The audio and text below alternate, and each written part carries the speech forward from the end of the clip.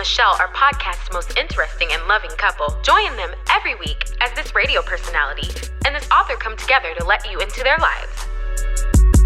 It goes down in the DM. Whoop, whoop. Hi, honey. Hi, honey. Wow. No episode since February, 5th or 12th? 5th, since February the 5th. But that's not to say that we haven't been very, very busy. We just unfortunately haven't been busy churning out podcast episodes. But honey. So let's catch up. Let's catch the fine family of Down in the DM up with a few things, right? So we'll start in February and March. We started really contacting everybody for our upcoming wedding. It's on May 6th. It's a Friday. Yeah, and I'm so excited. I'm so excited. I can't believe that we're here. Me either. It's crazy because November feels like it wasn't that long ago, but it also feels like forever ago. It does. Like it's been 6 months. Well, I think about it in the sense of too, our boy, right? We've had Rufus since November, but it feels he's become such a part of our family that it just feels like we never had to deal with life without him. It's so crazy. Yeah, and he has acclimated. He knows who his mom and dad are. He knows who his family is, like his nanas. We'll tell him, like, your TT's coming to visit. Then he gets really excited. And then when his nanas come, they give him shit now because they tell him that he's useless because he doesn't bark. He just goes to the door, gets all excited, and then when they sit cries. down on the couch, he starts having a whole conversation with them. Yeah. His Titi, Tarika, was here, and they were having a full-blown ass conversation. Yeah. For a long time. They were it was a big deal for us because, except for a couple of accidental days that we don't talk about, he doesn't sleep away from us. And he always sleeps with us every night. And so eventually he came in the room with us, of course. But there were nights while she was here that he laid with her and went to sleep. Or he would, like one morning he got up before everybody in the house. And then he just went and crawled and got on the couch with his TT. It's so cute. Yeah. So we pretty much were rounding up everybody that was going to be coming to our wedding and sending all the invitations out there and just asking a bunch of people backed up. So a bunch of people backed up is nuts. A bunch of people backed out. So you guys owe us gifts. You pieces of shit. You owe us gifts, like good gifts, like good shit. Like that money you didn't spend on traveling, just put it on honeymoon fund, baby. Yeah, that's right. So we can get luxury spa packages. Yeah, the place we're going has a CBD couples massage option. Okay. So somebody needs to, come on, start sponsor. We need sponsors. We definitely do. So I'm really excited about that. And then after that, we sent out for a press release to be done for your book. Yeah. So in February, I did so much for the book. I started a Facebook author page, so you can find me at author ML Farrell on Facebook now. What else? Jeez. You can find me out there in my phone. You can find my group, How Much Can I See? The group is on Facebook, and we have over 400 members, and that's so dope. That happened in less than a month, which is so cool. Yeah. That was incredible. It's slowed down, but I just love how people are really flocking and joining the conversation, and I'm really able to pick up where I left off, last year, trying to build up a fan base. And then we set up my Linktree. My fiance set up my Linktree. And then once we got all that stuff set up, we said, you know what? We're going to do a press release because we knew, all right, the book's coming out on April 11th. So I started posting in all these Facebook groups, setting up interviews, and we put out a press release. You've done several podcast interviews since. You were on the Living the Next Chapter podcast with David, and then you also did another podcast with a woman named Jennifer, right? What was the name of her podcast? Sorry that I don't. I'll link them in the description. Awesome. I know Living the Next Chapter podcast is out, and I'll definitely link that. And then that podcast is not coming out for another month or so, right? Right. My podcast with Jennifer, that episode won't be out until like a couple months from now.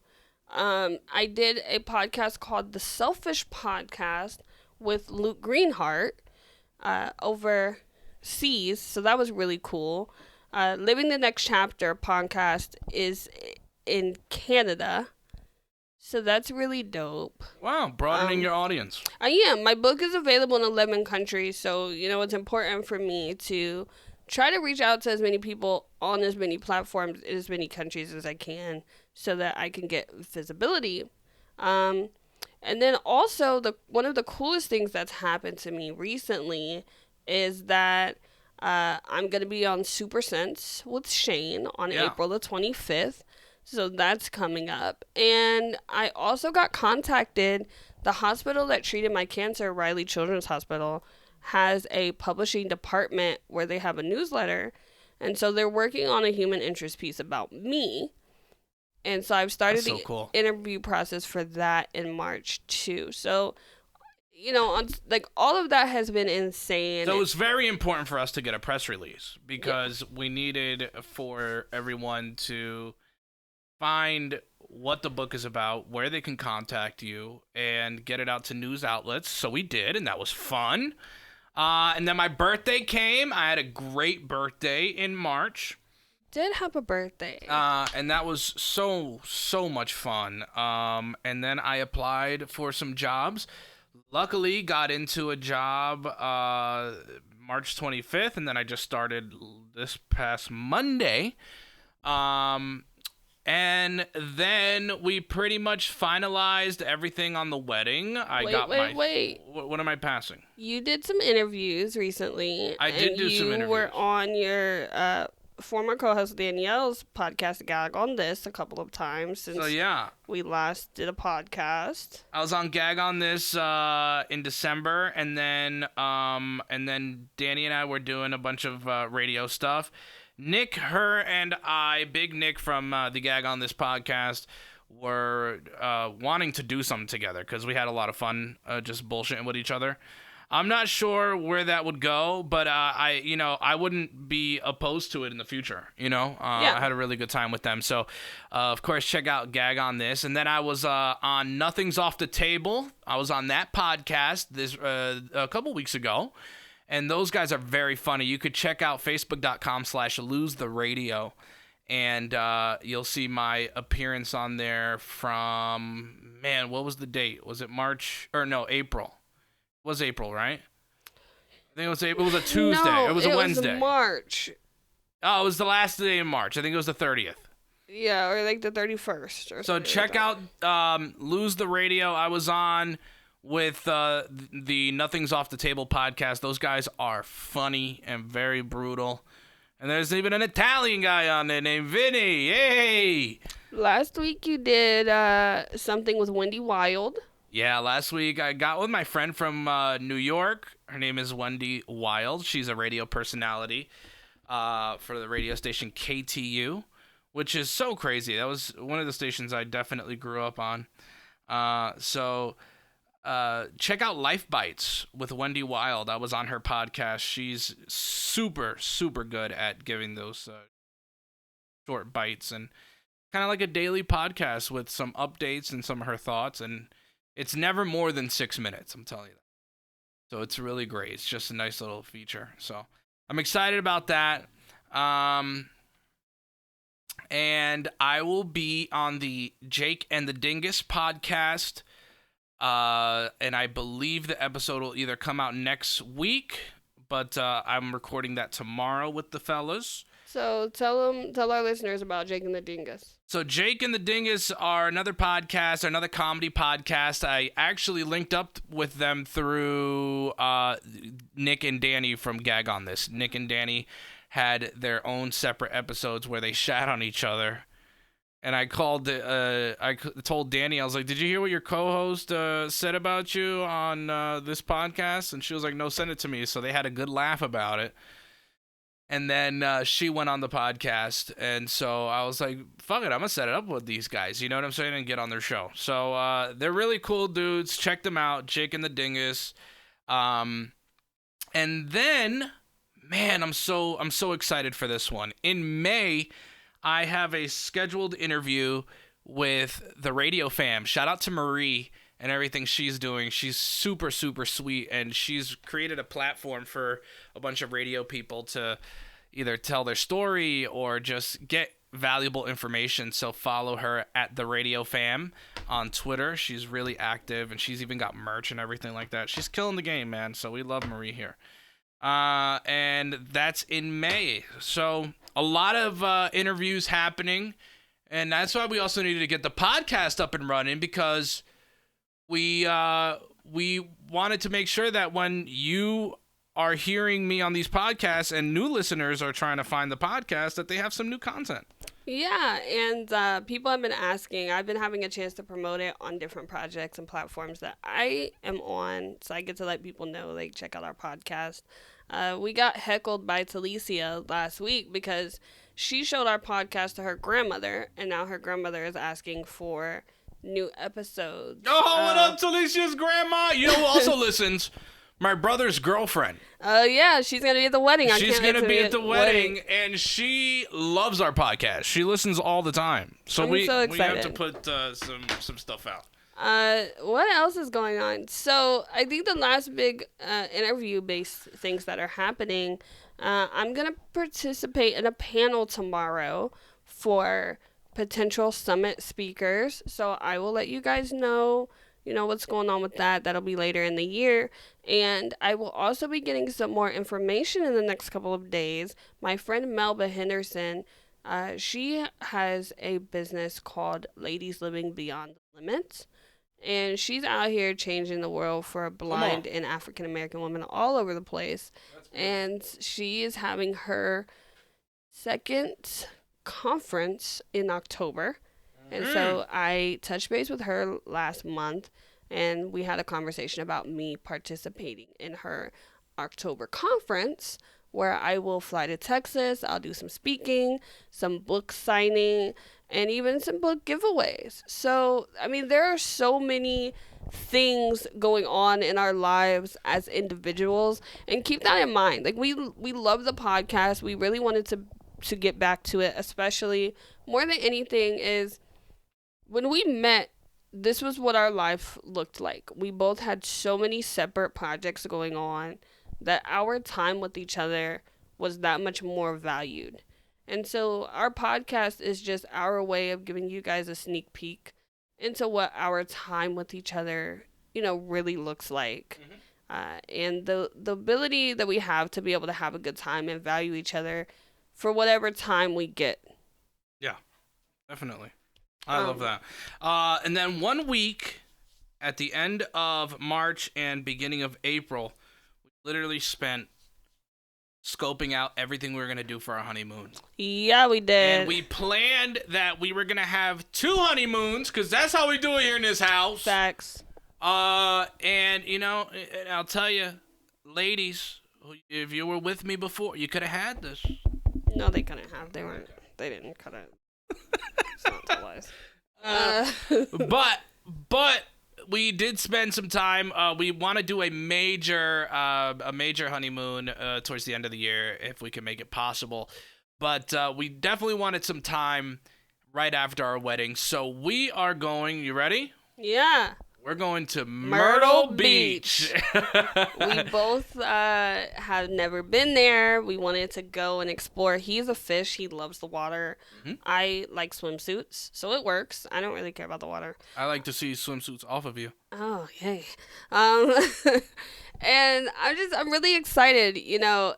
Our honeymoon was a gift, so planning it was like a joy.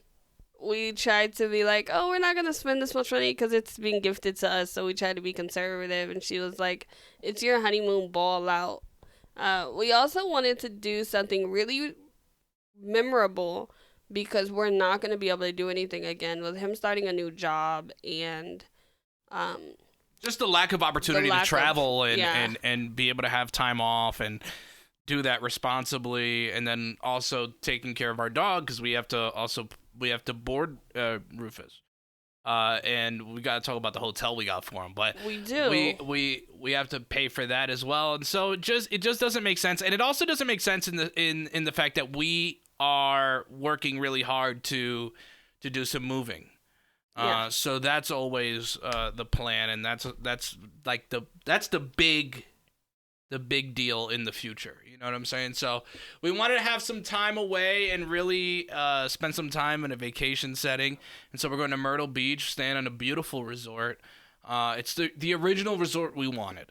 Yeah, and I think that I'm so happy about that the most because we saw so many places and we called so many people. We tried to get prices here and there, but we got the resort that we wanted. And I mean, there's restaurants, there's a steakhouse there, there's a beautiful luxury spa, and then there's a lot of things happening in Myrtle Beach at that time, especially because it's right before Bike Week starts. Literally the week of that last day that we're there is when Bike Week starts. So I'm really excited to spend Myrtle Beach with you. Me too. And aside from just having an opportunity, it's going to be our first week as a married couple. Yeah. So we'll really be able to focus on each other. And it was crazy because we really struggled with leaving our son behind when we were looking for places to board him. We were just like, oh, it's got to be perfect because this is our first time leaving him. And we're so codependent in this house, and I love it. We went wedding ring shopping. A lot of jewelry stores were having sales, bridal sales. So we went over the weekend to get our bands because that was one of the last big purchases that we were like putting it off until everything else was done. And so now that everyone's got their shoes and dresses and bands and blah, blah, blah, we went to get the bands and it was fantastic. And we came home and we felt so bad that we left him and we were only gone for a few hours. I was like, when we get home from our honeymoon, we just need to get a bigger bed. And Rufus is just going to get to sleep with us for a week. So we found this beautiful dog hotel in Indianapolis. And it is lovely. And so we put him in the penthouse suite. Yeah, we did. And because he's a great dog, and we wanted to pay top dollar to make sure that he was gonna get taken care of. But we put him in the penthouse suite, and then they in the penthouse suites for their dogs, they have the camera, the 24/7 webcam, so you can check in on them. So we're definitely gonna be checking in on them. And then they offer extra services, and that's something that we actually have to get his evaluation for daycare to see how he feels and is around other dogs. And if so, then we'll make sure that he gets some daycare and that he's in the puppy rub club, the belly rub club. Tummy time. No. But that's what it's called. No, it's not. Yes, it is. It's 30-minute tummy time. 30-minute tummy time. But it's not called that. It's called the tummy rub club. That's unfortunate. All right, look, we are getting married. We have a dog who's getting tummy rub club apparently, but I feel like that's violating my child, so we're gonna call it tummy time. Because I'm not letting somebody put my son in the tummy rub club. Rufus, stop trying to put my toe in your mouth. They're just gonna rub his belly. He'll be so happy. Okay. Do you want to be in the tummy rub club, son? All right, we got stuff to get to. Oh. Let's talk about a woman who didn't wear her wedding ring and was getting hit on. Is that okay? That's fine. We also have some unpopular opinions for you guys today, and what else? A woman is with somebody who she slept with. Oh yeah, she slept with the brother. And now And now he's feeling weird about it. Yeah. So all of that's coming up on this episode of It Goes Down the DM. So stay with us. Honey, you have something for me and you want to see what my opinion is. Yeah, this conversation can go in many ways knowing us. Mm-hmm. So I'll address it the first way. I'll ask you a question and then I'll set it up for you so you can kind of know, where the question comes from. But my question for you, as a man, do you think that it is misleading if a woman doesn't wear her wedding or engagement ring? And what circumstances would you say, okay, it's acceptable for you to not wear your wedding and engagement ring at work? So, like, for example, my mom is a nurse, and I think she may or may not have a secondary ring, but her ring, when she was working her job, I mean, even the second job that she has currently, when she's working directly with patients, she doesn't tend to wear her ring because she washes her hands a lot. So she doesn't wear her ring at work when she's on the floor working with patients. When she's in the office, she wears her ring. As a corrections officer, I don't know for sure, but I don't think that my stepdad always wears his ring to work either. Okay. So for you, when do you think it's acceptable for someone to not wear their ring to work? So it depends on the job, and that was going to be my original thought, and I'm so glad you brought up your mom's situation. If you work at a desk, right, and you're just a corporate person, you got corporate parties and conference room meetings and all this type of stuff, there's no reason, right?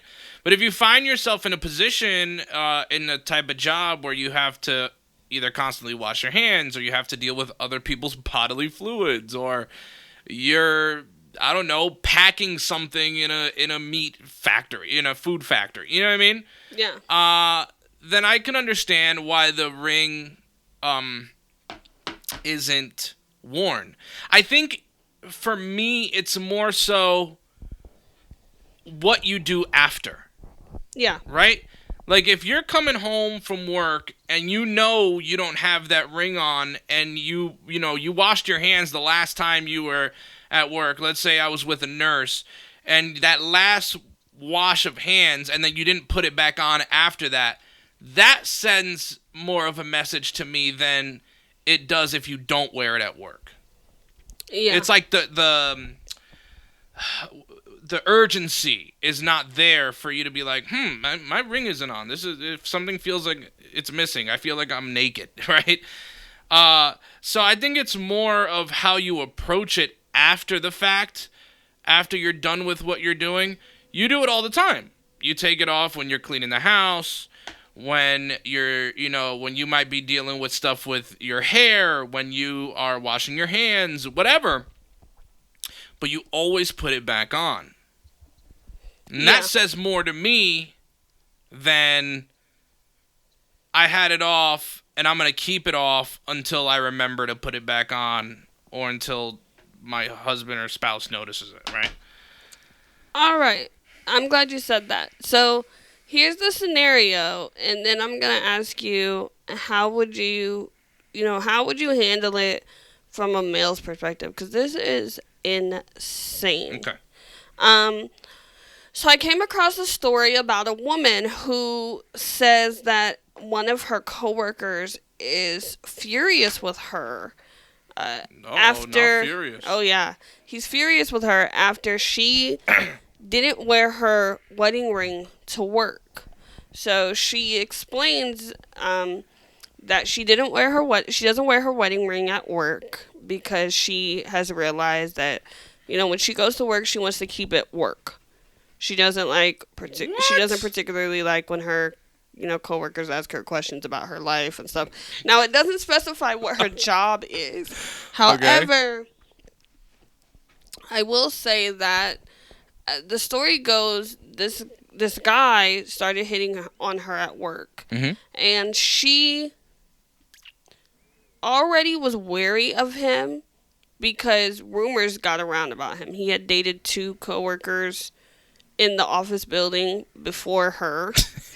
And then he started hitting on her, and he started hitting on her, and she told him, back off. I'm married. I'm not interested. I know what the response was. And you don't wear your ring. Well, no, let me tell you. This is what happened. So he starts hitting on her, and she says, back off. I'm married. I'm not interested in you like that. So then he backs off. Well, then when he started talking to her again, it was very platonic. He would send her videos and memes and email and stuff like that. And then he started flirting with her, and then she was like, back off. I'm married. So at one point he contacts her, and he's upset because he feels like she's been leading him on. And she was like, what a weirdo. She was like, I've been telling you that I'm married. So finally her husband steps in and is like, look, stop texting my wife. He said some other things, but basically stop texting my wife. And then he blocked her phone. Or he blocked the number on her phone. So when she went back to work, her coworker confronted her and was like, you led me on. You never wore a ring. When I was talking to you, you had plenty of opportunities to say, well, I'm married and I don't want a friendship with you. And she was like, but I wanted a working relationship with you. I didn't want to come in and have issues. And, it ultimately amounted to, he told her something about, I'm a really nice guy and I'm good looking. Like, what is it about me that you're not interested in? It became this whole thing. And then I laughed because I was like, it's his unisex name. I feel like unisex. Oh, Ashley, Jamie, Morgan. Yeah. I think dudes with unisex names feel like they have to overcompensate a lot. But I thought that this was really interesting because, like you said, I do take my ring off periodically. And she's at a point where she was like, he's harassing me. This is her fault. Sorry. I know you think I hate women and all this stuff like that. No, I know you hate women, but that's not what I was going to say. I was actually going to hear you out. Because the moment, dudes are relentless. But let's just call a spade a spade. Dudes are relentless, and if they're particularly interested in someone, there's not very many dudes. You can't find very many good dudes who will take your one-off, hey, I'm married, back off, and not attempt. You know what I'm saying? So when she gave in to trading videos and memes and actually trying to converse with this guy, even though he's shown interest, that was her fault for doing that. She should have never opened that door. That door, the moment he already saw her a certain way. And that certain way was, I want to, whatever it is, I want to date this chick, I want to hook up with this chick. Whatever attraction he saw was his initial move. It wasn't, hey, let's be friends, and then it developed into that. It was the initial move. She had to warn him and tell him, I am married. And then she kept the door open by continuously giving him the opportunity to hit her up about things that may or may not have been work. You know what I'm saying? Yeah. The thing is, I don't disagree with you. And I was actually going to say something almost verbatim the same thing. I also think that in this case, it's on her. First of all, why does he have your phone number? Right. I get that. Especially if you said you wanted to keep it work related. Right. And I get that we're at a time where, company phones are becoming a non-factor. And so people are, utilizing their home phone and their work phone. But if that's the case, get a Google Voice number or something. Get a number that you can give to your coworkers that if they contact you on that number, once you get home, you could shut it off. Mm-hmm. But I agree. It was on her. And I think that as women, it's okay. And I think that we feel like it's not sometimes because we're trying to be nice. But a situation that you and I were in last year actually... Rufus. I know, right? What is he doing? Come here.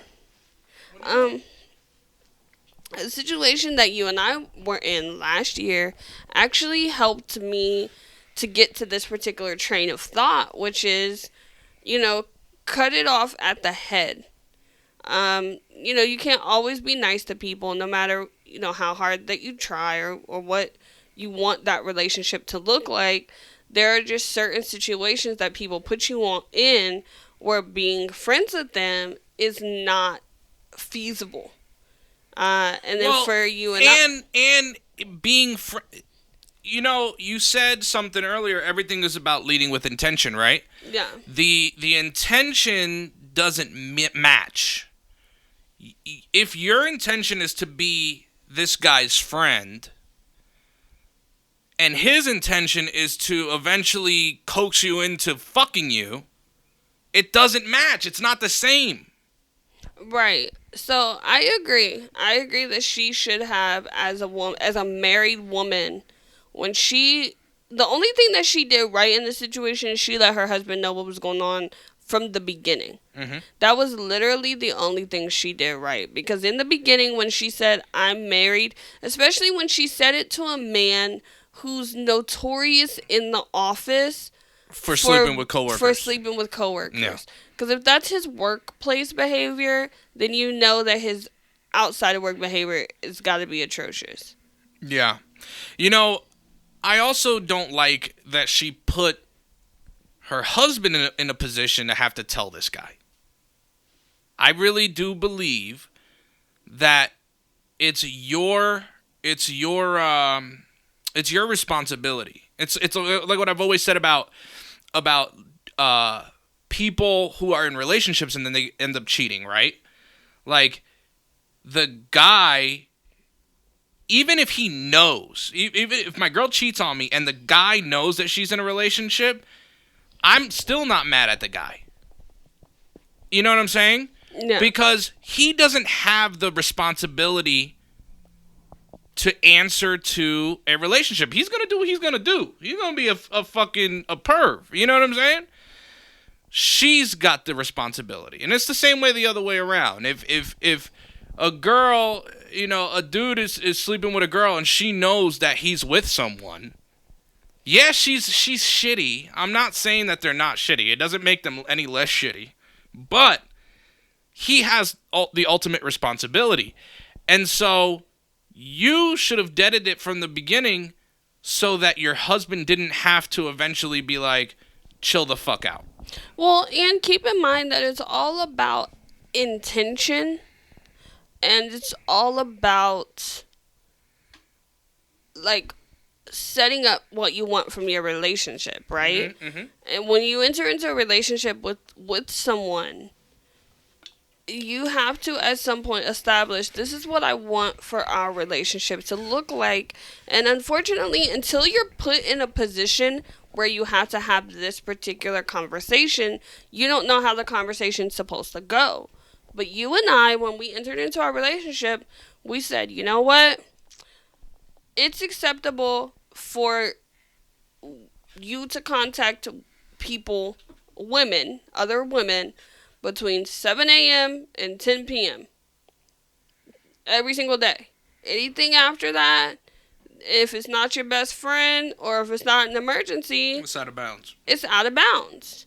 And, you said the same for me. And, of course, we've had situations where maybe that wasn't always, like, the line was treaded a little bit for different reasons, whether it was somebody slipped up and just replied on instinct or what. But sometimes you have to train yourself, and it's about knowing the difference between setting boundaries and making demands of your partner. It's about having enough respect for your significant other to say, you know what, between 7 a.m. and 10 p.m., that's when my phone is open for people outside of my family. Mm-hmm. And, that includes some friends that are family. Whoever your best friend is, who's also your sister, like, those people are included in the after 10 p.m. But just old dude from down the street that you talk to from time to time, he can talk to you tomorrow. There's no other reason, and I hate to say this and sound like a crazy maniac, but there's only one reason why someone of the opposite sex will call you at 2 a.m. Yeah. Sorry. My grandma used to say, it's a very common Southern phrase. It's like an old school phrase. The only thing that open between 10 and 2 is legs and gas stations. Facts. And so if somebody's calling you after 10 p.m. that's not in your family and not your friend, and they're trying to get between your legs and get some gas money. Like, you need to own that. And then, it's important to establish, too, what makes you uncomfortable. And this goes back to what I said about you don't really know how you feel or what you're looking for from that aspect of the relationship until you've been put in a situation to be uncomfortable. Mm-hmm. I was put in situations with guys where a girl that was their platonic friend was getting away with calling at 2, 3, 4 in the morning just to talk. Yo, I'm bored, you up type shit. And I knew it was platonic. Can you imagine if it was like a stranger? Yeah. Yeah. And so I knew with our relationship, one of the first things that we needed to discuss is what's acceptable when it comes to communication. Who can text you at what times? And so, some people might think it's crazy. Like, I'm sure there's people out here who think it might be mad possessive, but every time dude texts me... Gives everybody the ammo to continue to call me controlling, right? You are controlling. Yeah. Every time a dude texts me, I let him know. I just like, hey, so-and-so hit me up. Just off of respect. Anytime a female texts him, whether it's an old chick from high school that he was friends with, whatever, it doesn't matter if she's married with a bunch of babies... He lets me know because it's a respect thing. Yeah. And I want to clarify that because I don't want people to go as far as to be like, well, do you post it? Do you report everything? No. If it's on social media, if it's on my Facebook as comments or Twitter as mentions, replies, she can see that. So there's no need, right? To me, there's no need unless we're going to have a conversation about what I tweeted about or whatever. But if it's private messages, and we respect each other's privacy, period, right? We don't go into each other's phones. We don't do any of that, and you people wonder why there's always that urge, right? To like, oh, I think my partner's doing something. I gotta go into his phone. It deads that. It fucking deads that. You know what I mean? Yeah. Like. I have no urge to go in your phone and look to see if you're texting dudes because you tell me every time a dude texts you. And the thing of it is, too, once you get in the habit of it, it becomes a comfort thing. Like, I might not always tell him exactly the moment. I'm not going to run across the house and be like, hey, Chris texted me. But I'm going to let him know at some point in the day, hey, Chris reached out to me today. We had a conversation. Or, hey, I'm talking to Chris right now, so that you know. People, once you get comfortable doing that, it becomes second nature. And it becomes the best part of second nature. Because, again, then you're able to sleep peacefully. And then you start to learn. I don't even have to ask him most of the time. Depending on the tone of voice he's using or what he's doing, I know who he's talking to, and I just yelled through the house like, "Hi, Kathy!" Just through the house. And you can have that with your partner too if you're willing to put in the work. Stop looking at everything as controlling or manipulative. Stop looking at it as an inconvenience. It takes work to be consistently happy. Yeah, set your boundaries and stick to them, right? And it's always what we've said about relationships, but something I stand on in life is that if there's something that you specifically need, whether that's, reassurance from your partner telling you who reached out to them so that you don't have to worry, stand by that. And if that's too much for your spouse or your partner, if that's too much for your significant other, then that's not the person for you because they're not respecting the fact that that's your thing. That's the one thing you've asked for. You know what I'm saying? Yeah. Because you don't, you wouldn't have an issue if I went to have lunch or dinner with a platonic female friend. You know what I'm saying? But you would know the setup all the way up to that point. Yeah. You would know the setup. You would know that we were texting about it. We put it in motion. It's a planned thing, whatever the case may be. So, but also though, we have a relationship that I would know the setup, and it's the thing is, people try to live these double and triple threat type lifestyles. I don't want multiple lives, okay? I want one long concurrent life. Mm-hmm. I don't want a life with you and then a life with my family and then a life with my best friend and then a life with my platonic friends. That's how that's why I'll never understand how these people go and they're married. You know, we read stories about people being married in 2 marriages. Yeah, like, well, and not even just that, but it's like, if you were like, hey, I'm going out to lunch with Tanisha, and you showed up to lunch with Tanisha without me, she would call me and be like, why are you not at lunch? Yeah. And then if I told her that I wasn't invited to lunch, she would punch you in the face. Yeah. You know? Because that's the kind, like, she and I have built our relationship, and women, and men too, but women in particular get so intimidated by the fact that their man has a female friend that we become these bitter, jealous creatures, or we become these meek, subservient little mice, and we're just trying to, go along to get along. But no, put your foot down and be like, hey, I know y'all are just friends, but she can't call you at 1 a.m. That's not okay. Mm-hmm. I know y'all are just friends, but why do you guys go out to lunch every Friday at noon? Like, there's no, like, if y'all are just friends, what's up with that? Like, it's okay to ask those questions and make those comments. And if your partner respects you and they want to have a future with you, then they will address those feelings in a way that allows for your relationship to move forward. Let us know what you think. This conversation evolved into something. We got so far away from the ring story, but I think it's really important to really highlight the fact that if you have certain certain things that you need to feel comfortable and to sleep better at night, you should be able to ask your significant other for them. I agree.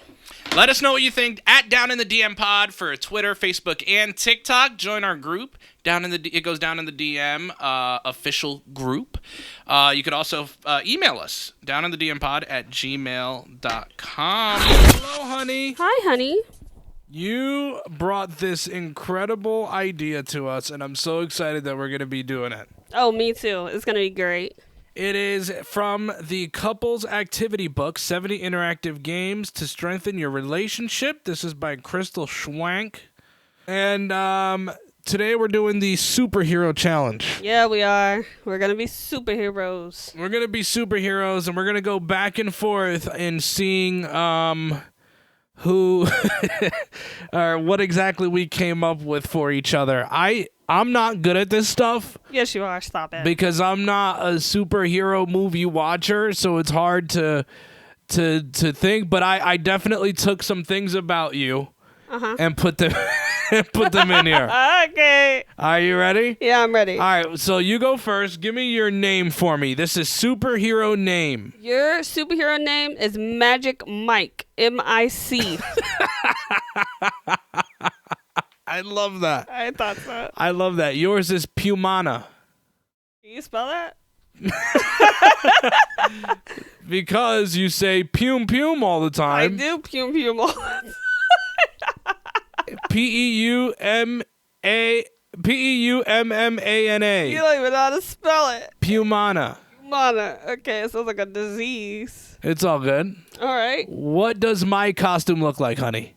Your costume it's all black and it's lycra, so it's like spandex, You have a gold mic on your chest, and then over the gold mic in blue, you have an MM. And then you have a utility belt, and on your utility belt, there is a mini mixer, a gold microphone, and an aux cable. I love it. What does my costume look like? You got black sweats with a white skirt over them with lasers off on the sides of your hips. Large swords sticking off of your right from where your breasts are. And then you have a black and blue shirt that says "Look away." Why do I have sweatpants on? Huh? Why do I have sweatpants Because on? I'll tell you why in a minute. Okay. I'll tell you why in a minute. And a pair of thin black glasses that point at the objects/people that you want to make disappear. Okay. All right. I like it. All right. What are my superpowers, honey? Okay, so your superpower, well, you have a few, but your main superpower is that you can manipulate anyone in the world using words. You also have the power to learn any language by touch. So if you met someone, say from Russia, and you didn't know Russian, you just shake their hand and then you automatically know their language. And once you know their language, all you have to do is start singing in your head, and you can use that to manipulate what they're able to do. That is genius. I love that. I love that, honey. Yeah. All right. Yours are to be able to clear out a room of people and clear them of their memory and make them disappear without knowing exactly what happened to them. Oh, that's cool. To appear invincible so that you can hear what happens when they're gone. You can also decapitate individuals to see what's going on under the hood. Oh, shout out boom swords. I know what they're for. Exactly. And then you could put their heads back on again, but now have them smarter. Awesome. I don't like dumb people. Exactly. What is my Achilles heel?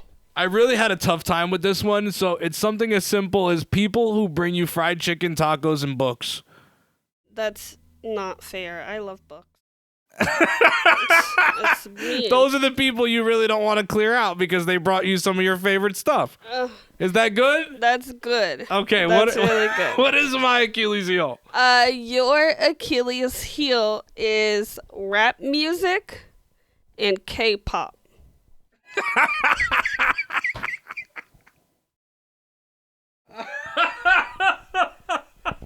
Why is that? I just thought it would be good.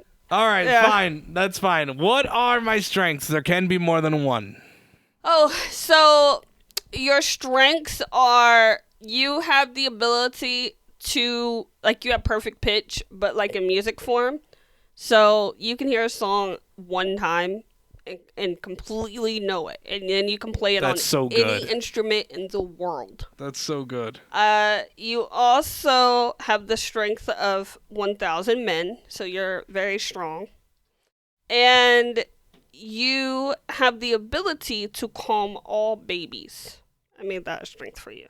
I like that. Calm any child that you come into contact with.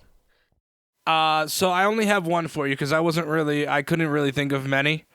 But you have the ability to telepathically communicate with the people you love to receive and fulfill their requests.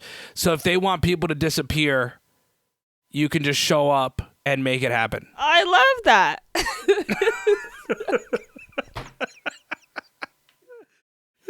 Okay. Pretend we met while in superhero form. What was it about me that you fell for, and what do you love most about me in this form? You can clear out a room with just one simple request so we can always have our time together. Oh, I love that. For you, I put two things. I put your magic mic, of course.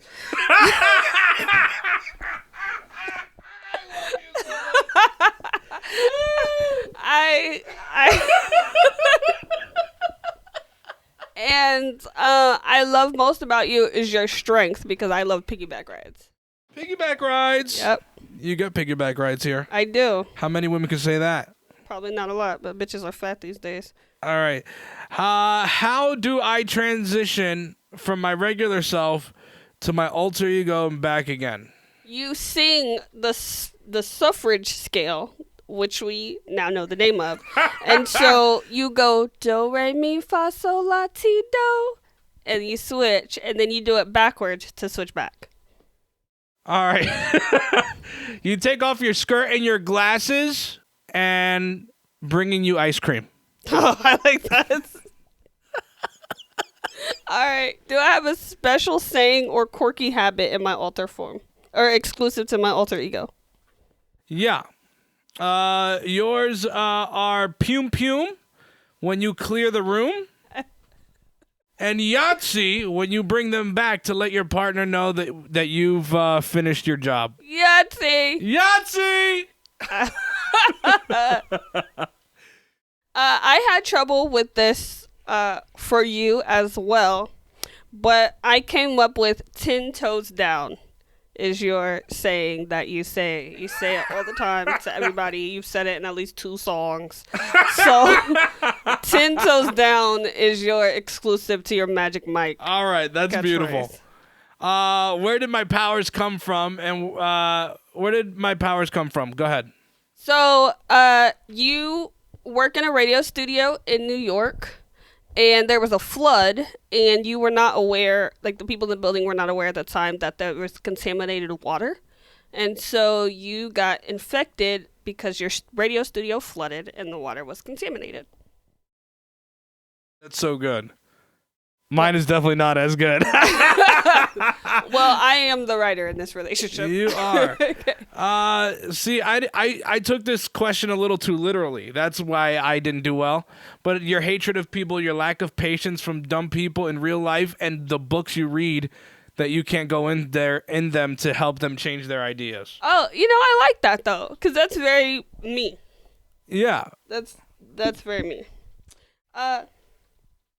We always fight crime together. Who is our arch nemesis? White women who use their screechy, banshee-like screams, set fires, bust cars, and try to kill themselves before you make them disappear. Oh, shout out Carrie Underwood.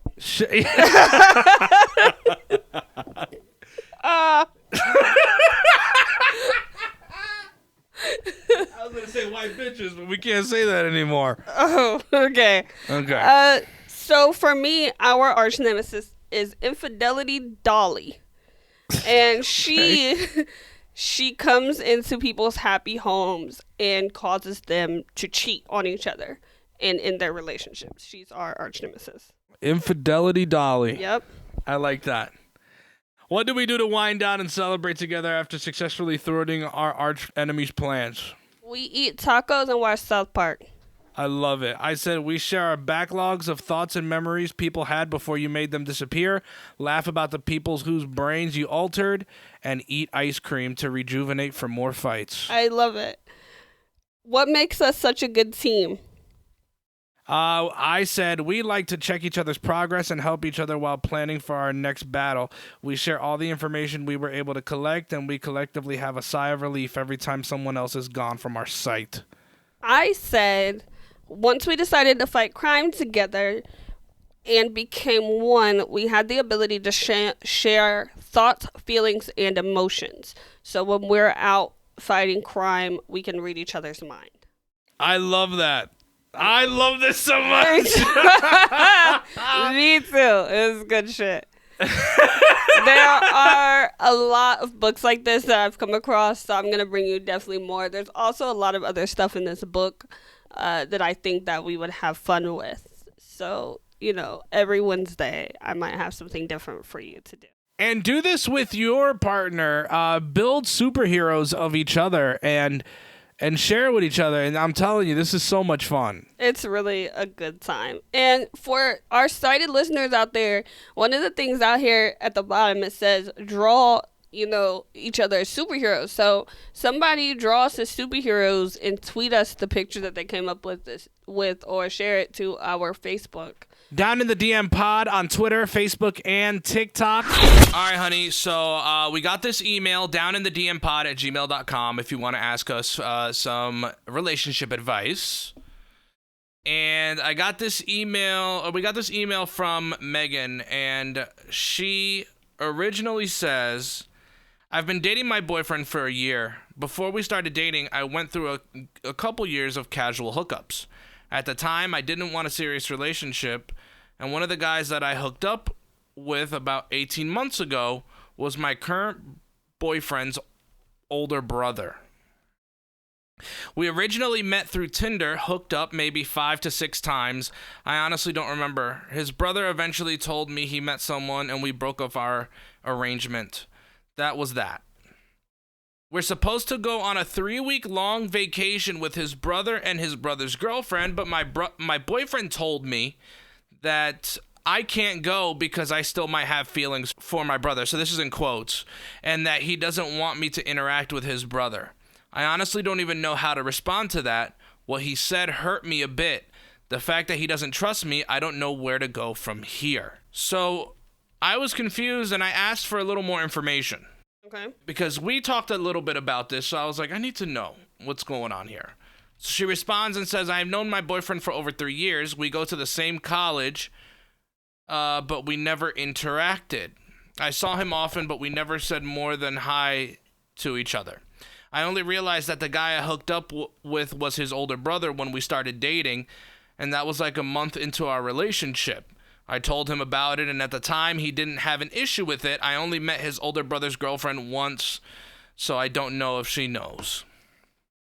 So I started thinking about this situation, and I was like, man, I don't know, because it would definitely be odd if let's say, I don't know, I was the younger brother, and my older brother was banging a chick that I had previously hooked up with.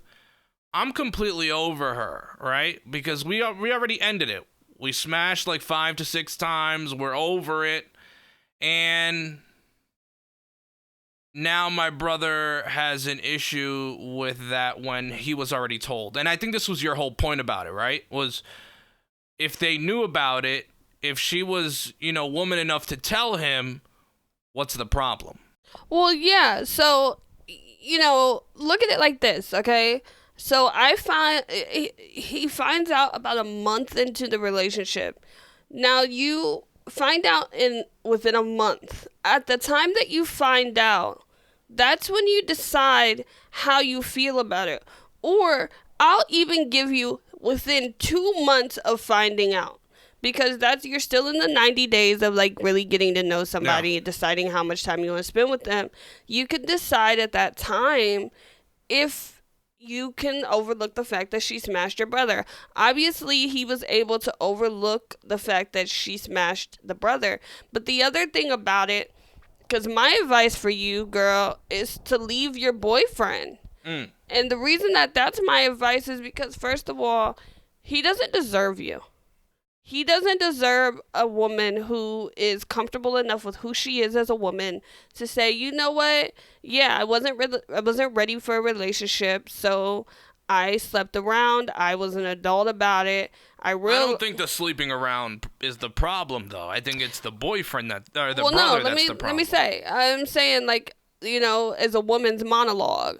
Like, I slept around, and I'm adult enough to tell you that, yeah, I slept around. We ended up in a situation where I met your brother and found out I smashed him. And then she told him. And that's my thing. Because the reality is the brother could have gone to him 8 months into the relationship and been like, oh, little brother, I smashed your girl a long time ago. You know what I'm saying? And then the man could have been sitting with this on his shoulders, like, oh, how do I approach this with my girl? Obviously, you guys have planned and discussed a 3-week vacation. She didn't say, oh, we talked about going on a vacation. She says, oh, we planned and are supposed to go on this vacation, and now he's telling me not to go. And then how do you explain that to your brother? Are you going to lie to your brother and say she doesn't want to go? So you know what, Megan? If he goes on this vacation without you, leave him. Because that's him telling you you're not good enough for him and you're not good enough for his family. You had sex with him. You had sex with his brother. In his mind, that means that you're willing to slide through the whole squad. And for him, that means you're not good enough.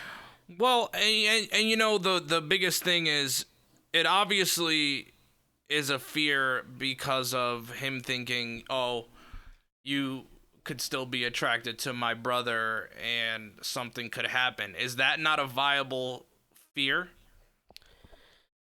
I would say... Because it was only... what we read, it seems like it was only about 6 months after when she got with her boyfriend, right? She said 18 months ago. and they've been together for a year. So that's only about 6 months in between the two brothers. That's a little crazy to me. I mean, not in college. Not in Sure, college. And yeah. again, I'll say, the part that I also vouched for was college community, small town. You're working with a limited group of people, especially if it's a small town with a college. Then you're basically working through the same people, or everybody that you meet is somehow affiliated with the college or has a family member affiliated, and then everybody stays in the local town. And, that's a whole situation. So that makes your dating pool smaller. If I was the boyfriend, and I knew I had an issue with this, two things. I either would have stayed with her and not put everybody in a position that we're all going to go on a trip together. Yeah. Because, I wonder who came up with the idea to plan this trip. Because that's the real question. That is the real question. Right? Because if the brother did it, he's not thinking anything of it. He's like, oh, whatever, that's my past. Blah, blah, blah. You know what I'm saying? I'm with my new girl. My bro could bring his girl, and everything is cool. You know what I'm saying? So the brother is, oblivious to all this shit. Yeah. Well, and then also think about it from a man's perspective. If the older brother broke it off with the girl, then the reality is trust your girl, but also trust your brother to know what he wants. If it was casual enough for the older brother to break it off and say, you know what, this was fun, but I'm talking to somebody, it's getting serious, so I'm about to step back from you. And that was amicable and a respectful thing. Again, it's the little brother who's being childish, but the older brother knew enough about what he wanted at the time to say, you know what, the free pussy that you're giving me, for whatever reason, whether it's because he got a new girlfriend or what, right? He was saying at the time her free pussy wasn't good enough anymore. So what makes his little brother think that 3 random weeks after a year, after knowing for at least the past year my brother's been sliding it to you, what makes him think that oh, my brother's gonna slide back in here? Give your brother some respect, because the reality is everybody probably looking at you sideways oh, you fuck somebody that your brother fucked. But people who are not judging you, who don't care where you put your dick, are saying you sound dumb because you were chosen by her. Your older brother clearly moved on. He's trying to let you know everything is copacetic. Let's get our ladies together. That's also your older brother telling you, hey, this might be the lady I want in my future. So let me bring her around my brother and his girl and start setting that type of thing up. I ask you this because I think it's interesting that you feel you have that position. Do you think it would be different if you grew up with sisters? Absolutely. Because I would never screw the same chicks that my brother would have, and neither would he. You know what I mean? It's just like this code thing. I don't know where it goes with friends, with guy friends, because I definitely have shared, not at the same time, of course, but I've shared women with people I was friends with, and I didn't think anything of it, especially if I didn't feel anything for that person. I don't think you should say share, because that's a level of degradation that even you're better than that. Let's not say share. Let's say you both have had experiences with the same woman, because if you were no longer having intercourse with her, if y'all were history, then you weren't sharing her. You weren't saying, come here, bro, take a bite. I mean sharing the experience of hooking up with said girl. But it's not even sharing the experience, because your experience was different than his experience. Fair. But if you had sisters, and I'm just giving you shit. And you were an older sister, you slept with this dude, and then all of a sudden your younger sister is dating that dude that you smashed months ago. Would you feel a way? Would you look at her a little, be like, damn, girl, like... Well, here's the thing. I'll address that after I say this. You know, me and Terica were almost in a very similar situation with Marquis. Because they talked and fooled around a little bit in high school and had their history. But then they weren't talking anymore. And then he started talking to me. And then for a short period of time, it, got intense. But I did ask her, like, are you comfortable with this? And she was comfortable. And then a few years later, they ended up getting together and they have their own story. But also, there was no sex. Like, I don't think it would have happened if I would have ever had sex with him. Or if she would have ever had sex with him, I should say. I would have probably never went down that road.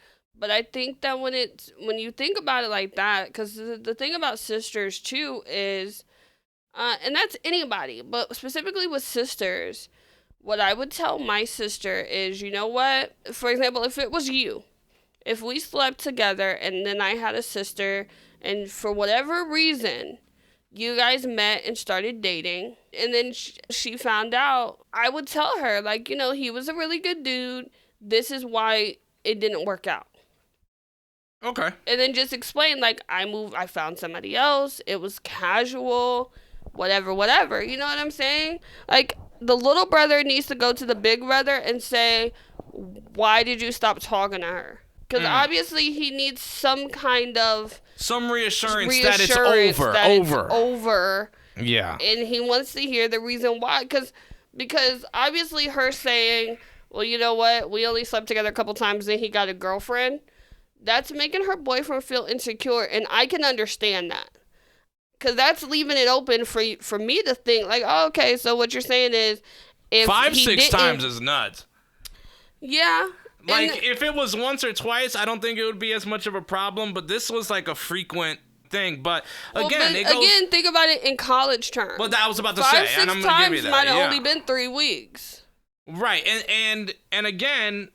you absolutely are correct that the dating pool's smaller, right? Mm-hmm. And so you're picking this guy, and you're like, all right, well, I guess he's going to be my fling for however long it lasts. And then you move forward from that, and you know what I'm saying? And like you said, that could be within a month.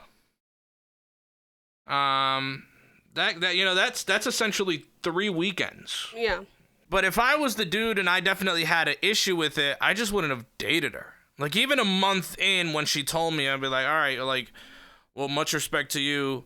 I got to call this off because I just don't feel comfortable with that. And that's what it ultimately amounts to. But here's the thing, and I even said this recently in a clubhouse room. Unfortunately, we as people don't always enter into situations and then know how to get ourselves out of them. I said this recently in a room. I said, the fact is, we as people will walk into a situation believing wholeheartedly we can handle this. You know what? I can handle it. I can handle the fact that she slept with my brother. It was 7 months ago. He's got a girl. You're with me. It's cool. Plus, we already done slept together. So that's that. And then a couple months later, you start to realize, like, man, she slept with my brother. And then it starts to sit in the back of your mind. And the next thing you know, a year's passed and you really like her. But that's the thing that's like, I really can't handle it. And then you're in so deep. Because the reality is the idea of thinking someone can handle something. And I remember one of the first times I truly realized this as an adult was only a couple of years ago. In 2019, I was talking to this guy, and I really, really liked him. It was in a weird limbo time between, like, when Vince passed and I was no longer talking to him, and then I was trying to figure out, what was going to happen with the dude I was talking to. And so there's this other guy, and he was, like, really great. And then we had a conversation one day about he was talking about kids. And at the time, I just told him, I don't think I want kids. And I was like, and I want, guys to know that I'm sleeping with. I don't think I want children. And so he was like, okay. At the time, it was fine. And then later, he said, you know what? I'm at a particular age where that's a no for me. And for me, initially, I was, like, really insulted. Because it wasn't even that he just was like, no, I don't want to talk to you anymore because you don't want to have kids. It was, I don't want to talk to you anymore because you don't want to have kids. And then he just cut me off and stopped talking to me completely.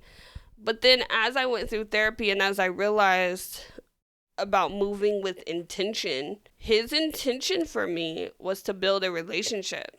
And for him, the idea of a relationship with me was crushed when I said, I don't think I want to have kids. So when you look at it from that perspective, we can learn as people how to accept those factors. We can learn how to say, you know what, I intended to have this relationship with this person. It didn't work out. Let me pick myself up and move on. But instead we don't. Instead we find the littlest reasons to hold on, and then we end up in a miserable ass 3-year relationship instead of moving on after 4 or 5 weeks. Yeah. No, that makes a lot of sense. That's interesting. Megan, look, break up with him, girl. But if you don't... And stop smashing brothers. Let's just stay away from that. Let's just... I mean, or if you're going to smash brothers that don't mind sharing. As Danny would say. Right. Sharing. Yeah. Sharing is caring, baby. Stop it. Can't have fun if the homies can't get none. All right, stop it, Snoop. That's what he said. I understand. All right, so why can't I say it? You can say it. Okay. Very good. Look, let us know what you think. If you got some advice for Megan, tweet us at Down in the DM Pod, or reach out to us on Facebook, or reach out to us in our Down in the DM Pod official group. If you need some advice like Megan, email us at downinthedmpod@gmail.com. Or if you want to be a miserable ass person, then great for you. Well, there's that. Yeah. Hi, honey. Hi, honey. It's time for Unpopular Opinions. It's our first set of Unpopular Opinions since we are back doing podcasts. I know. I'm so excited. So, as you heard at the beginning of the show, I have a job. I have a new job. And so I had to cut some radio stuff off. But that gives me some more time to spend with my soon-to-be wife. Wife life. And make some podcasts. Podcast life. So let's do some unpopular opinions. I love you. You're a beautiful lady. You get to go first. Oh, and you hate women. So, my first one this week, I'm going to start off strong. Some of mine are a little controversial. My first one this week, I discussed my book at the beginning of the episode and how great I am that it's now available. And as a cancer survivor, I will say children with cancer are not any more brave than children who do not have cancer. And stop treating us like we are, because that's why I ended up so goddamn damaged, because everybody treated me as if I was so brave and so strong without taking the time to remember I'm a child dealing with a very, very traumatic situation. And it's like once people say cancer, then they treat you either like you're going to die or like you should immediately know everything that was going on. And I spent a lot of time not really understanding. Like, I'm very thankful for the doctors and nurses I had, because they were the ones that helped me to be brave, because they helped me to understand what was going on with me. So stop treating cancer kids and sick kids as a whole as if their sickness puts them a step above everyone else, and treat them as the kids they are, and give them hugs and let them know that they don't have to be brave all the time. You'll be brave for them. I love that. Yeah. Dark chocolate is the worst tasting thing of all time. Dark chocolate is up there with licorice. Those two things should not even exist to put in your mouth. I don't mind red vines. I'm not a fan of dark chocolate, but red vines are not bad. Okay. I have to have a craving for them, though, because licorice is just not that great. Now, I'm not eating black licorice, but... Black licorice, yeah. Well, I enjoy Twizzlers. Nope, not the same. But they're not the same. Yeah, you should be ashamed of yourself for saying that. Like jelly beans, like the black jelly bean that's licorice, horrible. Terrible. Yeah, you gotta buy the Starburst bag. That one's not in there. The Starburst jelly beans. Yeah. The Starburst ones, the Jolly Rancher ones. We gotta get some jelly beans in honor of Easter. In honor of Easter. Yeah. I brought that up without even thinking about it being Easter next week. That's crazy. Yeah, it's on Sunday. It's this weekend, yeah. Yep, Tarek will be here. All right. What's your next one? So, my next one is restaurants, for the most part, are a wildly unsustainable business model, and I don't mind them closing. This is true. I agree with that. Especially with the day and time that we live in, where so many, like, do you remember when there was, like, the fad hamburger on a donut? And you could get it off of, like, a food truck. Like, all these food truck fads and all of these food diet fads and everything. And these people who stop going to work and then they decide they're going to start a food truck business and all this. Like, let those people be great. I get more upset if somebody takes off a restaurant menu item than I do if the whole restaurant closes. Like, if I'm trying to go to Taco Bell and I still can't get a goddamn Mexican pizza, Taco Bell, get it together. And I can't get my Mexican pizza, I'm pissed off. If I go to Taco Bell and that location is closed, I'm mad the location is closed, but I move on a lot easier. Yeah. I saw an unpopular opinion that someone shared online, and they were like, the kitchens of restaurants, of all restaurants that we eat at, should be inspected by the customer. Yeah. Because then you really know, you know what I'm saying, what's really going down in there, and if you want to put your mouth on that. And then people wonder why they get, like, especially when they eat, like, festival food, right? They go to these festivals, and they're getting food from these concession stands. You just got done petting some animals, right, at the fair, and then you don't wash your hands. You're just going straight to the, you know what I'm saying, the funnel cake spot. And now you got animal germs in your food. Food is so weird. It's like, it's fun to eat out at restaurants because I really love trying new places and enjoying food. But at the same time, it's like, it freaks me out to think, like, what the hell's going on? Yeah. What's your next one, babe? My next one is, if a story has time travel in it, it's not science fiction, it's fantasy.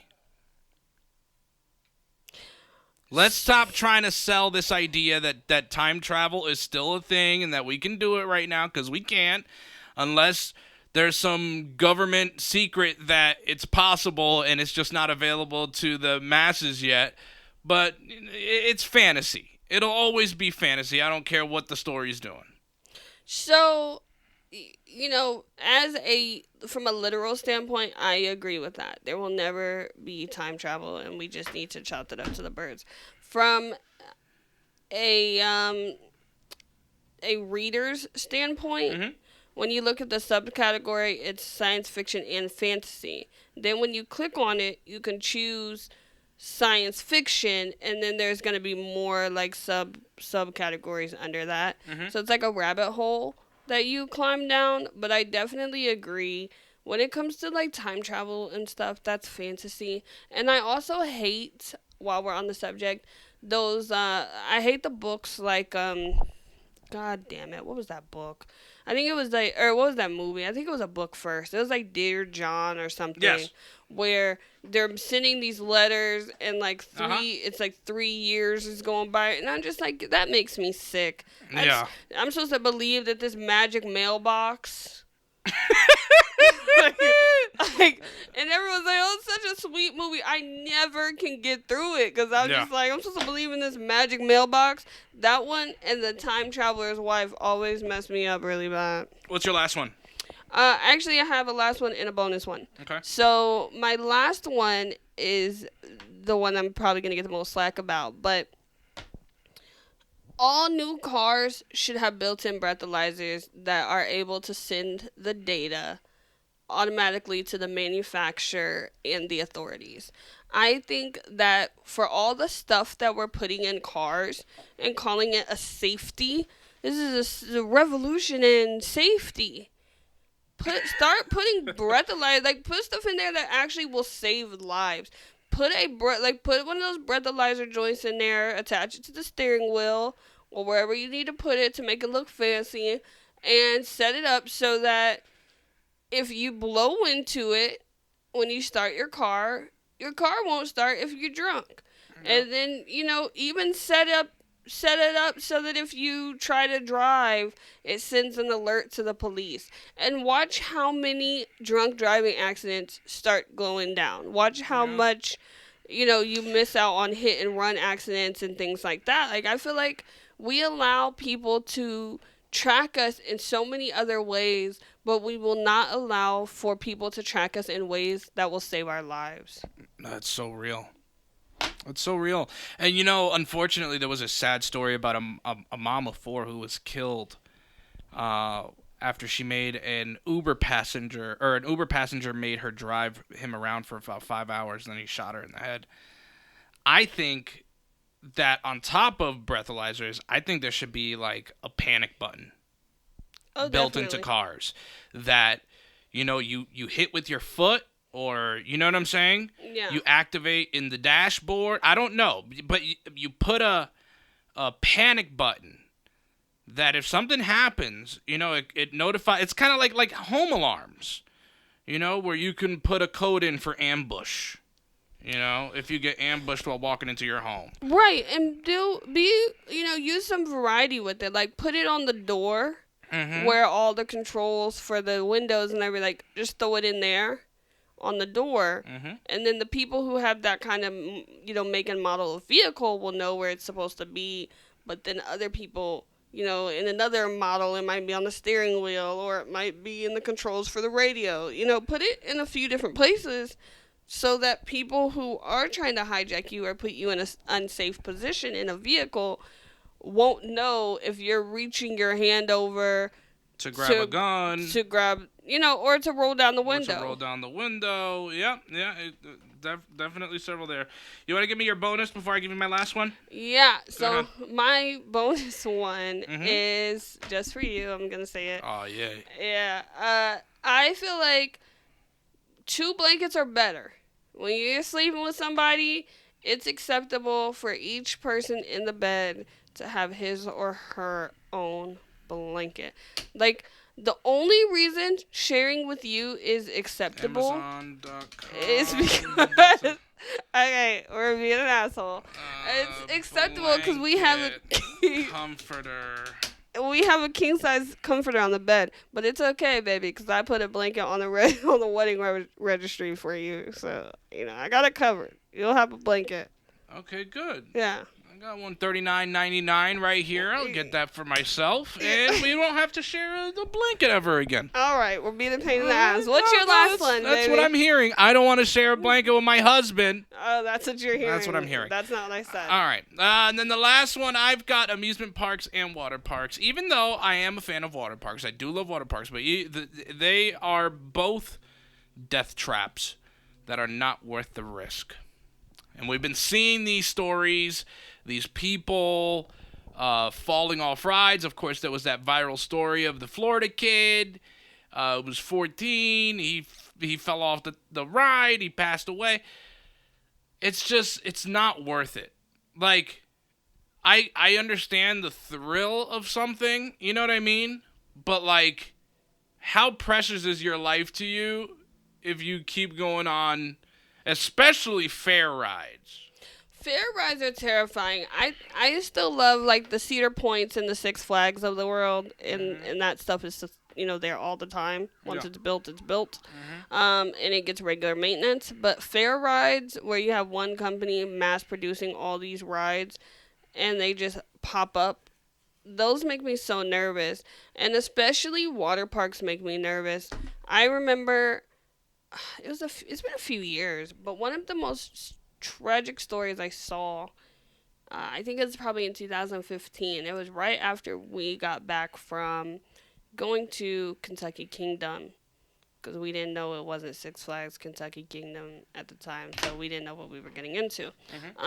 But we did some of the water park rides, and I remember one of the water slides was like one of the 4-story water slides that people brag about, and I was like, the wind was like gusting, and you could feel it just like sway. Oh man! And that was we were so near the top, and I was just so scared. But then when I got home, I remember seeing a video a few days later of a girl who fell off, while she was waiting to get on a water slide. Because, like, the gaps there, typically, well, see, it messes me up, too, because typically those water slide steps are wood, which makes no sense. Or it's, like, a weird, shoddy combination of, like, wood and cement. Mm-hmm. And then you have to trust, and then there's no one to monitor how many people are on the stairs. Mm-hmm. So you have the people monitoring who's, going down the slide, but no one's monitoring who's standing and waiting. So then you get these massive amounts of people back to back to back, like literally 1 to 2 people on every single stair for 4 stories.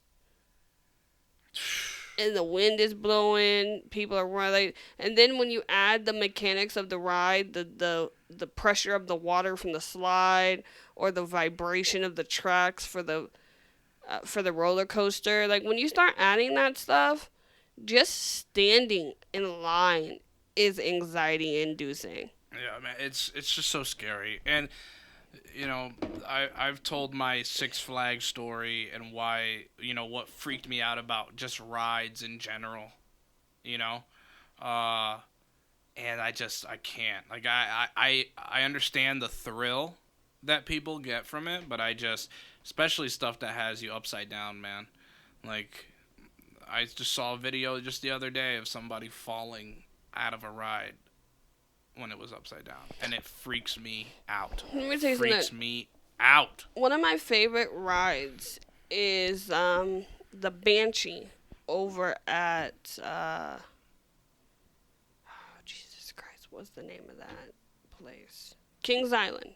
I think it's called the Banshee, and it's over at Kings Island, and it's one of those coasters that goes over the water. Mm-hmm. And so it's a regular roller coaster, but it's like the sides are open and the way you're strapped down.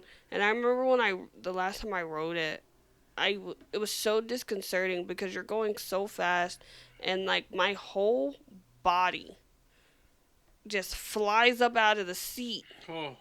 And it's like I'm strapped down, but like you lift up a little bit.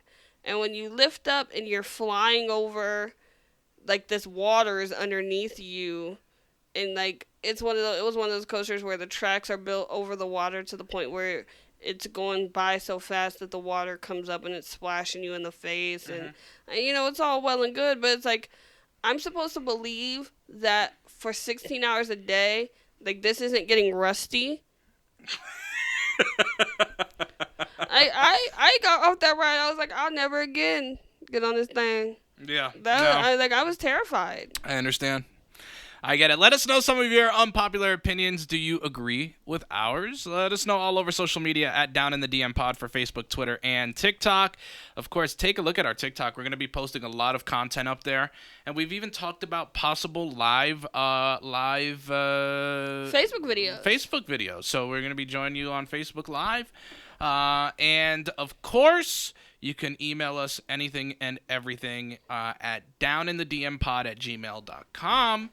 We will see you next week with another episode. We might be moving episodes to Saturdays.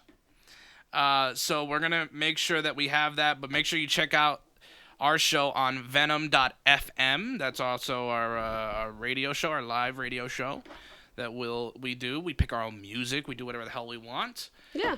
And then we will return in May on Play FM in Gainesville for It Goes Down in the DM and our radio show there. So a lot happening. We love you. We'll see you next week. Bye. Bye.